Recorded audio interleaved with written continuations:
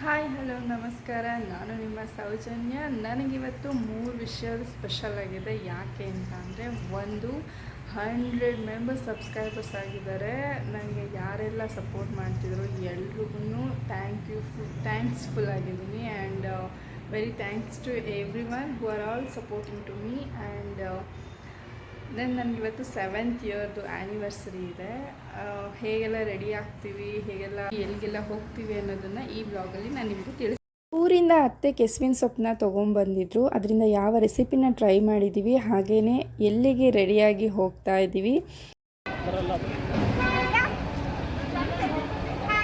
ಈ ಕೆಸುವಿನ ಸೊಪ್ಪನ್ನ ಮೊದಲು ದಂಟು ಮತ್ತು ಎಲೆನ ಸಪ್ರೇಟ್ ಮಾಡ್ಕೊಬೇಕು. ಇವರು ನಮ್ಮತ್ತೆ.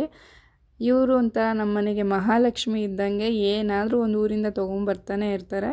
ಸೊ ಇವರು ಎಲೆ ಮತ್ತು ತೊಟ್ಟನ್ನು ಸಪ್ರೇಟ್ ಮಾಡಿ ಅದನ್ನೆಲ್ಲ ಕ್ಲೀನ್ ಮಾಡ್ಕೊತಾ ಇದ್ದಾರೆ. ಸೇಮ್ ಬೀನ್ಸ್ನ ನಾವು ನಾರೆಲ್ಲ ತೆಗೆದ್ಬಿಟ್ಟು ಕ್ಲೀನ್ ಮಾಡ್ತೀವಲ್ಲ, ಅದೇ ಥರ. ಹಾಗೆಯೇ ಎಲೆನೂ ಕೂಡ ಅಲ್ಲಿಂದನೇ ಕ್ಲೀನ್ ಮಾಡ್ಕೊಂಬಂದಿದ್ರು. ಇಲ್ಲಿ ಸುಮ್ಮನೆ ಹಾಗೇ ಒಂದು ಸಲ ಚೆಕ್ ಮಾಡ್ಕೊತಿದ್ದಾರೆ. ಹಾಗೆಯೇ ಅದನ್ನೆಲ್ಲ ನೀಟಾಗಿ ಕಟ್ ಮಾಡ್ಕೊಬೇಕು ಸೊಪ್ಪನ್ನ. ಕೆಸುವಿನ ಸೊಪ್ಪನ್ನ ನಾವು ಅವಾಗವಾಗ ತಿನ್ನೋದ್ರಿಂದ ನಮ್ಮ ದೇಹದಲ್ಲಾಗುವ ಮಲಬದ್ಧತೆ ಹಾಗೆಯೇ ಅಜೀರ್ಣನೂ ಕೂಡ ಕಡಿಮೆ ಮಾಡುತ್ತೆ. ಇದರಿಂದ ನಾವಿವತ್ತು ಗೊಜ್ಜನ್ನ ರೆಡಿ ಮಾಡ್ಕೊತಾ ಇದ್ದೀವಿ. ಇದು ರೊಟ್ಟಿ, ದೋಸೆ, ರೈಸ್ಗೆ ಎಲ್ಲ ತುಂಬಾ ಚೆನ್ನಾಗಿರುತ್ತೆ. ಮೊದಲು ಆ ಸೊಪ್ಪನ್ನೆಲ್ಲ ನೀಟಾಗಿ ನೀರಿಂದ ಕ್ಲೀನ್ ಮಾಡ್ಕೊಬೇಕು. ಮಾಮೂಲಿ ಸೊಪ್ಪನ್ನೆಲ್ಲ ಹೇಗೆ ಕ್ಲೀನ್ ಮಾಡ್ಕೊತೀರೋ ಹಾಗೆಯೇ ಒಂದು 3 ಸಲ ವಾಶ್ ಮಾಡ್ಕೊಳ್ಳಿ. ಅದನ್ನು ಒಂದು ಜಾಲರಿ ತೊಗೊಂಡು ನೀಟಾಗಿ ಸೋಸ್ಕೊಳ್ಳಿ. ರುಬ್ಲಿಕ್ಕೆ 2 ಟೊಮ್ಯಾಟೊ ಹಾಗೆಯೇ ಒಂದು ಈರುಳ್ಳಿ, ಹಾಗೆಯೇ ಒಗ್ಗರಣೆಗೂ ಕೂಡ ಇಲ್ಲೇ ಈರುಳ್ಳಿ ಮತ್ತು ಟೊಮ್ಯಾಟೊನ ಕಟ್ ಮಾಡಿ ಇಟ್ಕೊಂಡಿದ್ದೀವಿ. ಕಾಯಿ ತುರಿ, ಕಡಲೆಕಾಳನ್ನ ನೆನೆ ಹಾಕಿ ಇಟ್ಕೊಂಡಿದ್ವಿ. ಹಾಗೆಯೇ ಆಲೂಗೆಡ್ಡೆನ ಕಟ್ ಮಾಡಿ ಇಟ್ಕೊಂಡಿದ್ದೀವಿ. ಈಗ ಒಗ್ಗರಣೆಗೆ ಒಂದು ಪಾತ್ರೆನ ಇಟ್ಬಿಟ್ಟು ಎಣ್ಣೆ, ಸಾಸಿವೆ ಹಾಗೆಯೇ ಈರುಳ್ಳಿ, ಟೊಮ್ಯಾಟೊ ಹಾಕ್ಬಿಟ್ಟು ಚೆನ್ನಾಗಿ ಸುಂಡಿಸ್ಬಿಟ್ಟು, ಹಾಗೆಯೇ ಅದಕ್ಕೆ ಕಡಲೆಕಾಳನ್ನ ಹಾಕ್ಬಿಟ್ಟು ಚೆನ್ನಾಗಿ ಸುಂಡಿಸ್ಬೇಕು. ಅದ್ರ ಜೊತೆಗೇ ಆಲೂಗೆಡ್ಡೆನೂ ಕೂಡ ಹಾಕ್ಬಿಟ್ಟು ಚೆನ್ನಾಗಿ ತಿರುಗಿಸ್ತಾ ಇರಿ. ನೆಕ್ಸ್ಟು ಅದ್ರ ಮೇಲೇ ಸೊಪ್ಪನ್ನ ಹಾಕಿ, ಇಷ್ಟು ಸೊಪ್ಪಿದ್ದು ಲಾಸ್ಟಲ್ಲಿ ಎಷ್ಟಾಗುತ್ತೆ ಅಂತ ನೋಡಿ. ಹಾಗೆಯೇ ರುಬ್ಲಿಕ್ಕೆ ಕಾಯಿ ಹಾಗೆಯೇ ಈರುಳ್ಳಿ, ಅದಕ್ಕೆ ಒಂದು 2 ಟೊಮ್ಯಾಟೊನ ಹಾಕ್ಕೊಂಡಿದ್ದೀವಿ. ಆ ಟೊಮ್ಯಾಟೊ ಜೊತೆಗೆ ಸ್ವಲ್ಪ ಹುಣಸೆ ಹಣ್ಣನ್ನು ಹಾಕ್ಕೊಳ್ಳಿ. ಸ್ವಲ್ಪ ಹುಣಸೆ ಹಣ್ಣು ಜಾಸ್ತಿ ಆದರೆ ಅದು ಬಾಯಿ ಕಟ್ತಾ ಬರಲ್ಲ. ಹಾಗೆಯೇ 3 ಸ್ಪೂನ್ ಆಗುವಷ್ಟು ಖಾರದ ಪುಡಿ, ಹಾಗೆಯೇ 4 ಸ್ಪೂನ್ ಸಾಂಬಾರು ಪೌಡರ್ನ ಹಾಕ್ಕೊತಾ ಇದ್ದೀವಿ. ಇದ್ರದ್ದು ಸಾಂಬಾರು ಮಾತ್ರ ತುಂಬಾ ಟೇಸ್ಟಿಯಾಗಿರುತ್ತೆ. ಸ್ವಲ್ಪ ಬಾಯಿ ಕಡಿಯುತ್ತೆ ಅಂತ ಹೇಳ್ತಾರೆ, ಅದಕ್ಕೆ ಸ್ವಲ್ಪ ಹುಣಸೆ ಹಣ್ಣನ್ನು ನಾವು ಜಾಸ್ತಿ ಹಾಕ್ಕೊಂಡ್ರೆ ತುಂಬಾ ರುಚಿಯಾಗಿರುತ್ತೆ.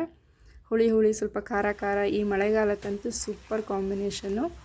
ಹಾಗೆಯೇ ಈ ಕಡೆ ಅದನ್ನು ಚೆನ್ನಾಗಿ ನೀರು ಬಿಟ್ಕೊಂಡಿರುತ್ತಲ್ಲ, ಅದು ಸೀದಂಗೆ ನೀಟಾಗಿ ಅದನ್ನು ತಿರುಗಿಸ್ಕೊತಾ ಇರಿ.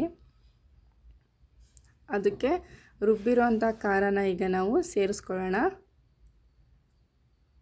ಹಾಗೆಯೇ ಇದನ್ನು ಚೆನ್ನಾಗಿ ಒಂಚೂರು ಕುದಿ ಬಂದಮೇಲೆ ಸ್ವಲ್ಪ ಉಪ್ಪು, ನಿಮ್ಗೆ ಎಷ್ಟು ರುಚಿಗೆ ಬೇಕೋ ಅಷ್ಟು ಉಪ್ಪನ್ನು ಹಾಕ್ಬಿಟ್ಟು ತಿರುಗಿಸ್ಕೊತಾ ಇರಿ. ಒಂದು ಕುದಿ ಬಂದ ತಕ್ಷಣವೇ ಇದನ್ನು ನೀವು ಆಫ್ ಮಾಡಿ.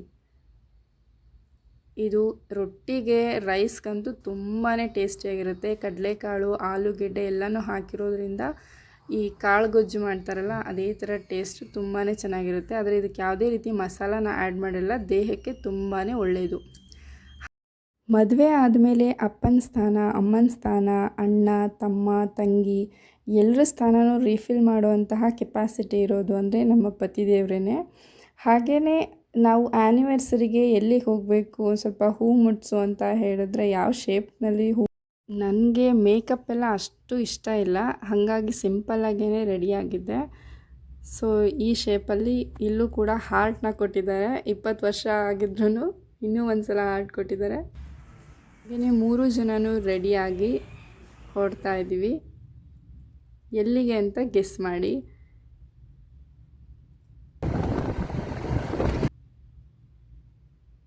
ಎಸ್, ಕರೆಕ್ಟ್, ದೇವಸ್ಥಾನಕ್ಕೆ.